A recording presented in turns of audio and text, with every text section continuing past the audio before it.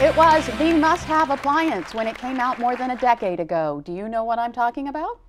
Would have been the dishwasher. No. So I'm guessing the fridge with the ice maker. That came out a long time ago. I'm talking about the front loader high efficiency washer machine. Now, they promise to use less water and be more energy efficient, so I bought one. Then I started to notice something. There was this little musty smell. Investigative reporter Ginger Allen tells us where it's coming from. It's tackling dirty jobs with less energy, less water, and less detergent. But front-load washing machines may be causing more service calls. What is all of this black? More trouble. They're paying the butt. And more lawsuits than manufacturers ever expected. You could say it was a clothes soiler instead of a clothes washer. Vogler is one of the lead plaintiffs in a class action lawsuit against one of many manufacturers. He is storing his machine behind his house in this shed. This is the bellows where the problem is. Vogler says he noticed his allergies worsening, his clothes smelling, and he found a mold streak on one of his clean shirts. That's when he discovered what was hidden inside here. It was black and slimy. Class action lawsuits are pending against several top washing machine makers. The lawsuits claim the machines are defective with designs and airtight seals that create breeding grounds for slimy, smelly black bacteria or biofilm. The company knew that there was a problem as early as April of 2007, and rather than recalling the machines, letting consumers know that there was a problem, they continued to sell those machines. Attorneys are also arguing that when customers complain, manufacturers often blame them for not cleaning their machines. So this is something I've been doing wrong? That's what happened to me when I called some customer service lines. So it's one of those things I'm responsible for. Some of them also told me this was not a very common problem. But the plumbers and appliance service companies the I-Team called out couldn't disagree more. Have you heard of this before? Yeah. You have? Oh my God, yeah. Is it just this brand or is it? It was a front load. Oh, it's a new product. With our undercover cameras rolling, they told us over and over again how common standing water, mold, and odors are in front-load washers. Can you imagine how I can go outside because somebody died, so I can go outside. In court documents, Whirlpool is accused of marketing a product to combat mold and make millions, even though the company has said it had few consumer complaints about bacteria. Vogler says when he complained to Frigidaire, he was told to buy a new $200 part. Companies that rip off consumers $200, $300 at a time and even more, it's just not fair. While attorneys argue there needs to be a permanent design fix, there are some things you can do. Instead of using liquid fabric softener, use these sheets inside your dryer instead. Clean your machine with about a cup of bleach. After every load, take a disinfecting wipe and wash out the inside.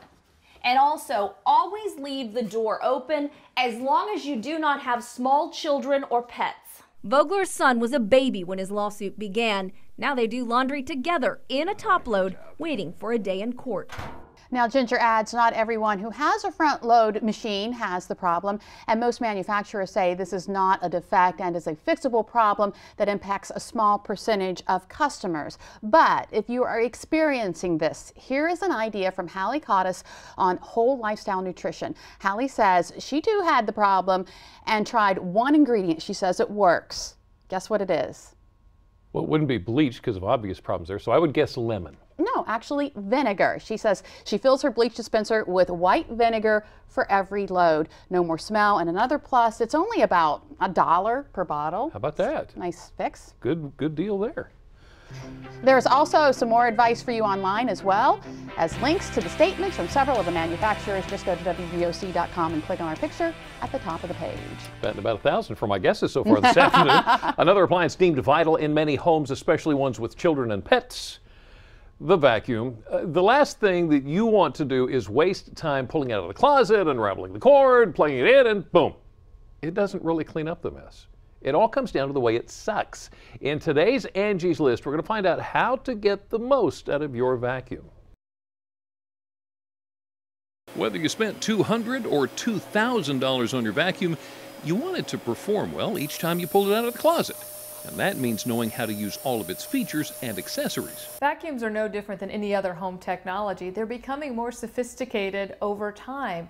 And what that means is consumers potentially don't even understand all the parts of them and how to use them to their fullest potential. Taking a few minutes to understand the different parts of your vacuum is going to be important because you don't want to damage your floor. For example, the beater bar, which is right here in the front of the sweeper, is actually not good for hard surface floors, nor is it good for the more gentle fabric in oriental rugs. In that situation, you want to use one of the other attachments. You have the upholstery attachment, which is good for vacuuming couches, but it's also great for using on stairs. And then you have the edge attachment, which is really good for going along edges of hard surfaces and also carpet. Yeah, on hardwood flooring, you definitely want to use the hard floor attachment. The beater brush, if you use it a lot over a period of time, can eventually start to wear out the floors and wear out the finish. Almost all rug companies will tell you to not use the beater brush on there because rugs are made of thousands of little threads, and the beater brush will loosen these threads and eventually start to pull them up, and all that money you spend on the rug just goes to waste because the rug cannot be fixed at that point. You should regularly empty canisters, replace bags, and clean or replace filters on your vacuum, but after months or years of regular use, your machine may require some repair work.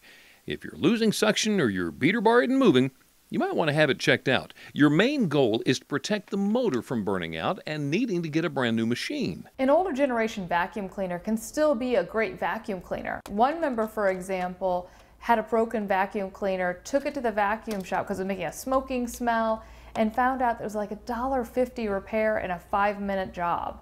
If you're shopping for a new vacuum, there's the age-old question, bag or bagless? The biggest advice that I would have is get a vacuum that takes a bag. That's the single most important thing.